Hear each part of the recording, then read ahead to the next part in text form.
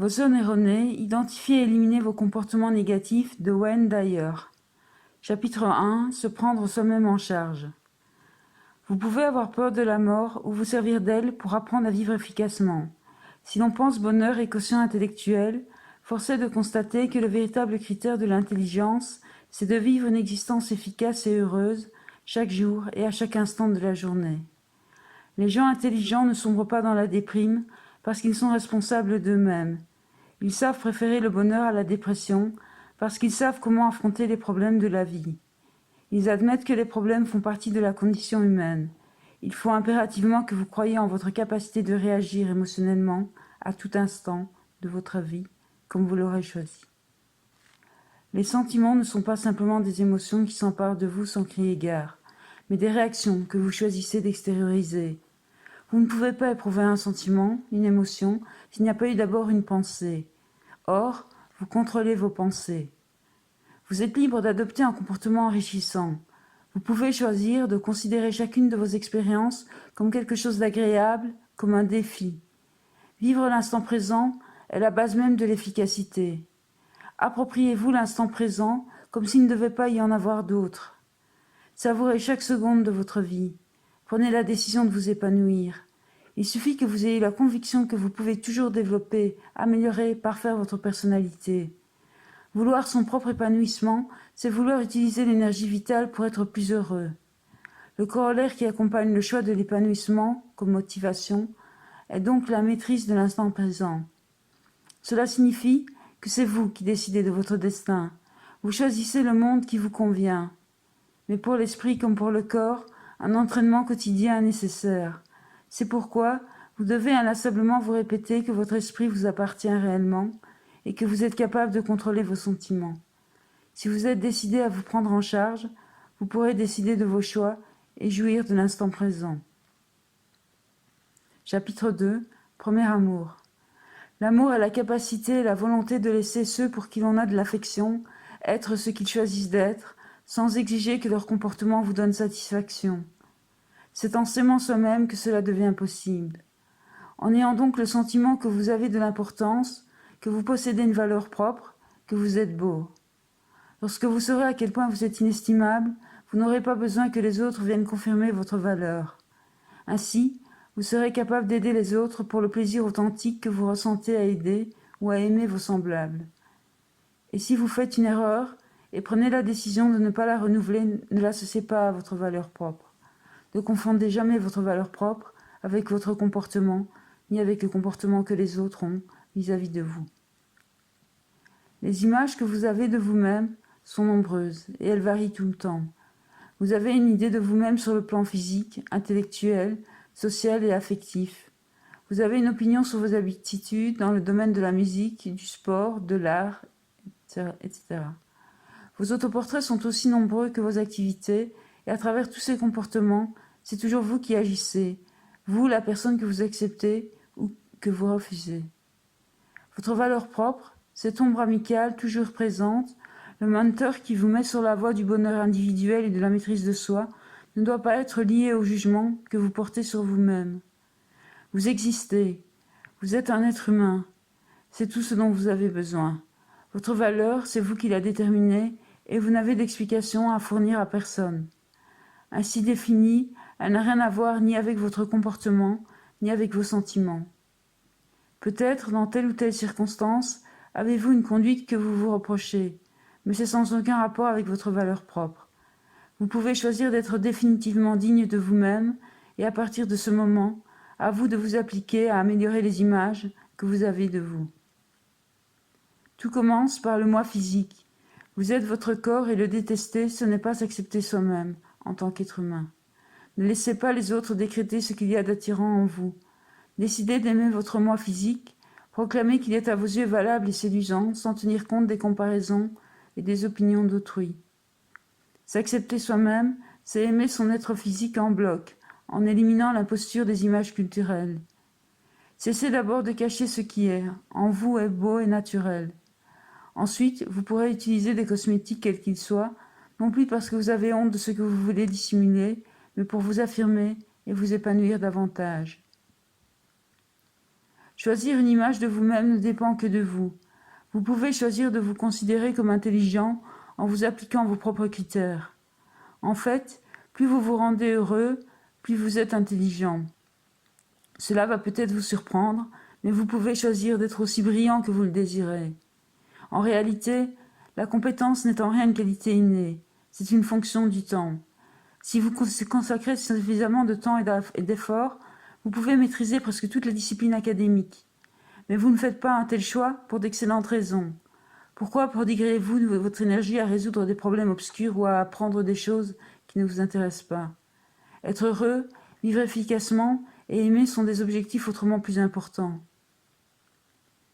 On est l'être social que l'on choisit d'être. Si votre comportement social vous déplaît, il vous est loisible de le modifier, mais sans le confondre avec votre valeur propre. Vos capacités dans le domaine de l'art, de la mécanique, sont aussi pour une large part le résultat de choix, et il ne faut pas les confondre avec votre valeur propre. S'aimer soi-même, c'est s'accepter comme quelqu'un de valable parce qu'on l'a choisi. C'est aussi ne pas se plaindre. Les gens qui vivent en harmonie avec eux-mêmes ne se plaignent pas. Jamais. Se lamenter est inutile de vous empêcher de vivre efficacement. En outre, cela diminue les possibilités d'améliorer les rapports affectifs et de développer les contacts sociaux. Si vous remarquez chez vous et chez d'autres des choses qui vous déplaisent, il est préférable d'agir pour les corriger au lieu de soupirer inutilement. S'aimer soi-même, ce n'est pas exiger d'être aimé par les autres. Il n'est nul besoin de les convaincre. Il suffit de s'accepter intérieurement et le point de vue d'autrui n'a rien à voir dans cette affaire. Ce qui est fondamental pour devenir efficace, c'est de comprendre pourquoi on adopte des conduites autodestructrices.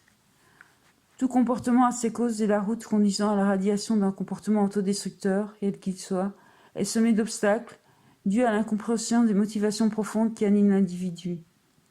À partir du moment où l'on saisit la raison qui vous pousse à vous nuire et le mécanisme de sauvegarde qui vous fait persévérer dans un tel comportement, on peut commencer à lutter contre lui. Il est plus facile, autrement dit, moins risqué, de se rabaisser soi-même que de faire l'effort de s'élever. L'amour de soi commence au niveau de l'intellect. Il faut apprendre à contrôler ses pensées, ce qui exige une grande lucidité.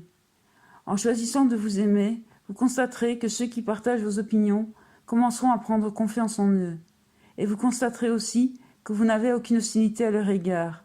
Ce sera par choix et non par obligation que vous leur rendrez service. Éliminez la jalousie en reconnaissant que c'est une façon de vous rabaisser vous-même. S'aimer soi-même peut aussi se traduire par une nouvelle façon de traiter son corps.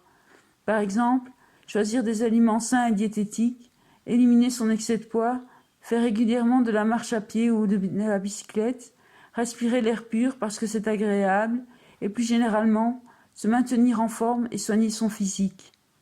Tout cela à condition de vouloir être en bonne santé. Car vous êtes important et que c'est en fonction de cette importance que vous allez vous traiter vous-même. Passer une journée enfermée entre quatre murs ou à se livrer passivement à une routine assommante, c'est se déclarer la guerre à soi-même. À moins que vous préfériez effectivement vous isoler, auquel cas c'est un choix que vous faites. C'est dans le domaine de la sexualité que l'on peut pratiquer le plus intensément l'amour de soi. Placez-vous tout nu devant un miroir et admirez-vous votre beauté. Quand vous êtes deux, vous pouvez aussi choisir de parvenir à la plénitude sexuelle au lieu de considérer que le plaisir de votre partenaire est plus important que votre propre plaisir. Ce n'est qu'en optant pour l'assouvissement personnel que vous pouvez lui donner du plaisir. Si vous n'êtes pas heureux, votre partenaire est généralement déçu. En outre, si vous choisissez votre satisfaction personnelle, il est plus facile aux autres de choisir d'être heureux eux-mêmes. Vous pouvez ralentir le processus, enseigner à l'autre ce que vous désirez qu'il ou elle fasse par la parole et par le geste. Vous pouvez choisir de parvenir à l'orgasme. Vous pouvez atteindre l'expérience physique ultime en étant convaincu que vous le méritez. Vous devez vous convaincre que vous valez quelque chose indépendamment de ce que vous avez accompli. Autrement, vous vous vouez à confondre immanquablement votre être et vos activités extérieures. Chapitre 3. Vous n'avez pas besoin de l'approbation des autres. La recherche de l'approbation n'est une zone erronée que lorsqu'elle devient un besoin au lieu d'être un désir. Penser par soi-même est terrifiant. Par exemple, la religion institutionnalisée s'appuie sur votre besoin d'approbation. Cela peut aboutir à vous faire adopter le même comportement que celui que vous auriez choisi, seulement vous ne l'avez pas choisi librement. Être son propre guide et ne pas avoir besoin d'une approbation extérieure est l'expérience la plus religieuse que l'on puisse avoir. C'est une véritable religion du moi qui laisse l'individu déterminer son comportement en se fondant sur sa conscience et sur les lois de la société qui concourent à son épanouissement et non sur les commandements de quelqu'un qui lui dicte sa conduite. En se penchant attentivement sur le personnage de Jésus-Christ, on découvre un être pleinement réalisé qui prêchait la confiance en soi et ne craignait pas d'encourir la désapprobation. Hélas, nombre de ses disciples ont déformé son enseignement, dont ils ont fait un catéchisme de la peur et de la haine de soi. Nous vivons dans une société qui valorise et encourage la recherche de l'approbation. Ce n'est détestable que lorsque cela devient un besoin, car dans ce cas, cela revient à remettre la responsabilité de nos sentiments dans les mains de ceux dont on commande l'approbation. C'est renoncer à être soi-même. Et paradoxalement, c'est en étant en accord avec soi-même et en se référant à une image positive de soi qu'on recueille davantage l'approbation. Même si nous devons accepter que beaucoup de gens ne nous comprendront jamais. Si vous parvenez à liquider cette zone erronée gênante, le reste vous paraîtra facile, parce que vous avez été conditionné à quêter l'approbation depuis l'instant où vous avez poussé votre premier vagissement. Cela exigera beaucoup d'efforts, mais ce sont des efforts qui en valent la peine. Ne pas se laisser abattre par la désapprobation que l'on rencontre, c'est la promesse d'une liberté délicieuse, d'une liberté de tous les instants, et pour toute la vie. Chapitre 4. Rompre avec le passé. Quand l'individu doit se conformer à son étiquette, le moi cesse d'exister. Il est donc impossible de s'épanouir. Aucun effort n'est fait pour enclencher un changement. Les descriptions de vous-même vous aident à vous détourner de la rude tâche consistant à vous conduire autrement que vous l'avez toujours fait. Ce qui vous permet de trouver une excuse à tous vos échecs. Vous n'y êtes pour rien, vous niez que vous puissiez choisir votre personnalité. S'affranchir de son passé implique des risques. Vous vous êtes habitué à vos images de marque. En bien des cas, vous vous appuyez sur elles dans votre vie quotidienne. Voici quelques techniques visant à les supprimer. Faites savoir à vos proches que vous avez l'intention d'essayer de supprimer certaines de vos étiquettes. Prenez la décision d'agir autrement que vous avez toujours agi. Couchez par écrit vos étiquettes autodestructrices, notez ce que vous faites et l'opinion que vous avez de vous-même quand vous vous comportez de cette manière. Fixez-vous pour tâche de supprimer chaque jour une étiquette. Toutes vos images de marque sont des comportements d'évasion actifs et vous pouvez apprendre à être à peu de choses près ce que vous voulez être si vous faites ce choix. La nature humaine, cela n'existe pas. Le but de ce concept est de classer les gens et de leur donner des excuses. Vous êtes la somme de vos choix. Toutes les étiquettes qui vous font obstacle à votre épanouissement sont des démons qu'il vous faut exorciser. Chapitre 5. Les émotions inutiles, se sentir coupable et se tracasser. Culpabilité signifie que vous êtes bloqué dans le présent à cause de votre comportement passé, et tracas est l'artifice qui sert à vous bloquer actuellement à cause de quelque chose relevant du futur, une chose sur laquelle vous êtes le plus souvent sans pouvoir. Ce sont sans doute là les deux façons d'être malheureux les plus fréquentes dans notre civilisation.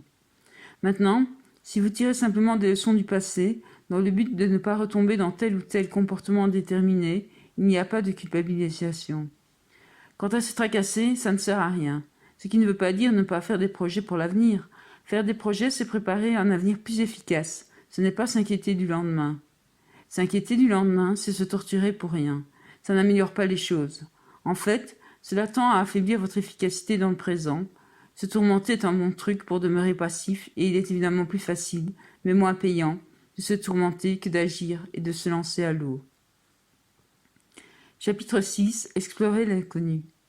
Les messages de la certitude nous relancent tout au long de l'existence. L'enfant apprend à se détourner de l'expérimentation. On l'encourage à fuir ce qu'il ne connaît pas.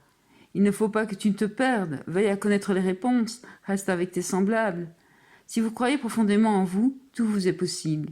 N'ayez pas peur d'affronter l'inconnu. Vous pouvez vous considérer avec un œil neuf et tenter des choses dont vous ne vous imaginez même pas capable. Vous pouvez faire n'importe quoi parce que vous voulez le faire et sans aucune autre raison. Ayez confiance en vous. Au lieu d'accepter comme parole d'évangile pour vos enfants la maxime « fais de ton mieux en toute occasion », essayez celle-ci. Choisis les choses qui te paraissent importantes et ne ménage pas tes efforts. Quant au reste, contente-toi de le faire. Ne pas faire de son mieux, cela voilà qui est parfait.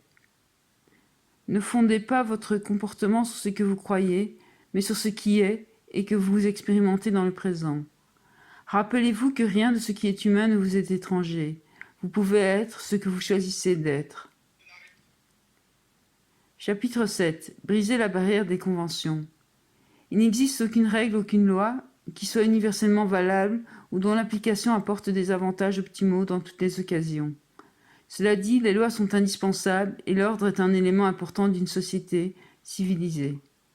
Soyez une des rares personnes intérieurement motivées qui s'assument sans hésitation.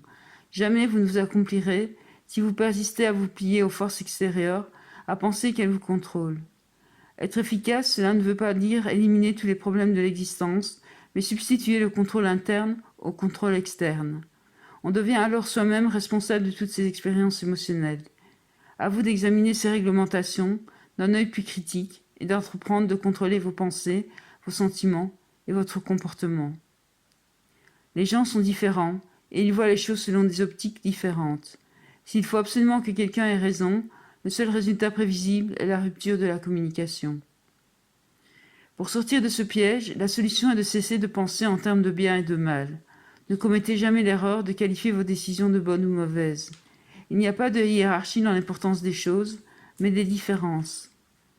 La seule obligation à laquelle vous avez à vous soumettre consiste à faire ce que vous jugez bon pour vous, à condition de ne pas gêner les autres. Ce qui importe dans la vie quotidienne, c'est être soi-même et ne pas se laisser mener par les autres. Chapitre 8. Le piège de la justice. Nous sommes conditionnés à chercher la justice dans l'existence, et quand nous ne la trouvons pas, nous nous indignons, nous sommes anxieux et nous nous sentons frustrés. En vérité, la justice n'existe pas. Elle n'a jamais existé, elle n'existera jamais. Pour la bonne raison que le monde est ainsi. Les oiseaux mangent les vers, ce n'est pas juste pour les vers. Il suffit de regarder la nature pour se rendre compte que le monde ignore la justice. Le monde et ses habitants nagent quotidiennement dans l'injustice. Ouragans, inondations, raz-de-marée. Vous pouvez choisir d'être heureux ou malheureux, mais cela n'a rien à voir avec l'injustice autour de vous. Le fait est là. Les gens sont différents et vous pouvez protester tout votre soul sous prétexte que d'autres s'en tirent mieux que vous, cela ne changera rien. Ce qu'il faut, c'est cesser de se référer à autrui. Il y a des gens qui, tout en travaillant moins, gagnent plus que vous, etc.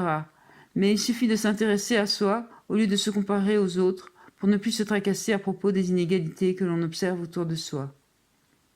Mettez-vous dans la tête que votre vie émotionnelle ne dépend en rien de ce que peuvent faire les autres. Cela vous libérera et vous ne souffrirez plus quand les autres ne se comporteront pas conformément à votre attente. Chapitre 9. Halte à la tergiversation et tout de suite. C'est vous et vous seul qui êtes responsable de votre tergiversation comme du malaise qui en résulte. Très rares sont les gens qui peuvent affirmer en toute sincérité qu'ils ne sont pas des temporisateurs, en dépit du fait que ce soit malsain à long terme. Vous pouvez faire tout ce que vous avez décidé d'accomplir. On n'est pas forcément ce que l'on prétend être. Le comportement est un bien meilleur critère que les belles paroles. Ce que vous faites au jour le jour est le seul indicateur qui permet de jauger la personne que vous êtes. La critique constructive n'est pas sans utilité, mais si vous avez choisi d'être un observateur au lieu d'être un homme d'action, vous ne pouvez pas vous épanouir. La vie n'est jamais ennuyeuse, mais il y a des gens qui choisissent de s'ennuyer. L'ennui, c'est l'incapacité de trouver sa plénitude dans le moment présent. Chapitre 10. Proclamez votre indépendance. Être psychologiquement indépendant, c'est être entièrement affranchi de toute relation obligatoire, c'est avoir une conduite qui ne soit pas dictée par les autres, c'est ne pas être tenu de faire des choses que l'on ne choisirait pas de faire si ces relations n'existaient pas. Les rapports qui vous lient à autrui ne sont pas nécessairement malsains. Ils ne sont négatifs qu'à partir du moment où ils deviennent un besoin ou une contrainte générateur de ressentiment. Se mettre au service des autres est parfois admirable, mais quand c'est aux dépens de soi-même, on ne fait qu'encourager chez autrui un comportement de dépit. Rendre visite à ses parents peut être agréable, à condition de savoir se battre pour demeurer indépendant d'eux. Un rapport qui se fonde sur l'amour, répétons-le encore, est celui où chacun des partenaires laisse l'autre libre d'être ce qu'il choisit d'être, sans rien attendre de lui et sans poser d'exigence. C'est simplement l'association de deux êtres qui s'aiment tellement qu'aucun des deux ne désire que l'autre soit quelque chose qu'il ne choisirait pas d'être. Mais ce rapport est si rare dans notre civilisation que c'est presque un mythe. Les rapports de domination et de soumission sont une menace permanente pour tous les couples. Quand deux êtres indépendants sont suffisamment attachés l'un à l'autre pour préférer l'autonomie à la suggestion, mais sans en même temps capables de vivre dans un bonheur partagé, le mariage peut être une perspective exaltante. Le mariage réussi est celui où les deux partenaires s'aiment véritablement, où chacun accepte volontiers que l'autre fasse ses choix au lieu de vouloir le dominer. Il ne faut pas confondre dépendance et amour. Paradoxalement, prendre un certain recul contribue à cimenter un ménage. Rappelez-vous que vos parents, votre conjoint, vos amis, votre patron, vos enfants, et bien d'autres encore, seront souvent en désaccord avec votre conduite, mais que leur réprobation n'a absolument rien à voir avec votre moi profond. La désapprobation fait partie intégrante de tous les rapports humains. C'est un fait établi. Si vous le savez, vous ne serez pas démoralisé. De cette façon, vous serez en mesure de briser nombre de liens de dépendance qui vous emprisonnent émotionnellement. Chapitre 11. Adieu à la colère. Psychologiquement parlant, la colère détruit l'amour, fait obstacle à la communication, aboutit à la culpabilisation et à la dépression, et puis généralement, elle vous entrave. La colère, comme toutes les émotions, est le résultat d'un processus intellectuel. Vous êtes capable d'apprendre à penser différemment, décidez de ne pas vous fâcher. Pourquoi gâcher l'instant présent en se mettant en colère alors qu'il est si bon de rire? Chapitre 12. Portrait d'une personne qui a éliminé toutes les zones erronées. Il est à votre portée d'accéder à la plénitude du soi et la santé mentale peut être un choix. Il existe des gens qui aiment pratiquement tous les aspects de la vie, des gens qui sont contents de faire ce qu'ils font, quoi que ce soit, et qui ne perdent pas leur temps à se plaindre et à souhaiter que les choses aillent autrement. La vie les enthousiasme et ils tiennent à en tirer le maximum de satisfaction. Ils tiennent à ce que ceux qu'ils aiment soient indépendants, qu'ils fassent leurs propres choix et vivent pour eux-mêmes. Il n'y a pas plus attentif qu'eux avec les enfants, mais très tôt et sans lésiner, avec l'amour qu'ils leur portent, ils les encouragent à compter sur eux-mêmes. Ce qu'il y a de particulier chez eux, c'est qu'ils vivent comme ils le souhaitent, au lieu de se plier aux impératifs des autres. Ils sont en paix avec la nature, avec le monde de Dieu, si l'on veut, tout en étant à l'aise dans le monde créé par les hommes.